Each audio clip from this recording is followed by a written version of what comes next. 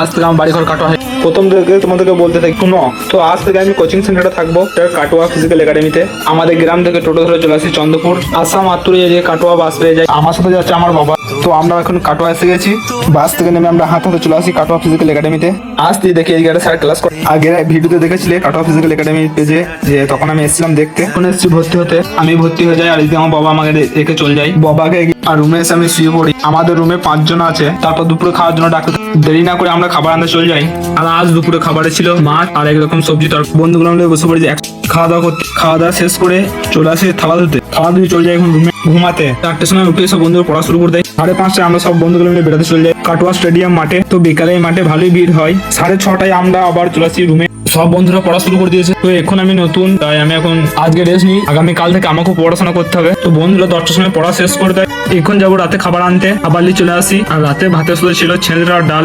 আমরা খাবার খাই আমাদের রুমেতে। আর বন্ধুরা সব খাবার নিয়ে চলে এসেছে। খাওয়া দাওয়া শেষ করে আমরা এখন ঘুমাবো, তাই বিছানা পাতা হচ্ছে। বিছানা পেতে মশারি টাঙিয়ে শুয়ে পড়ি। আপাতত এইটুকুই বন্ধুরা, আবার দেখা যাচ্ছে নেক্সট ভিডিও।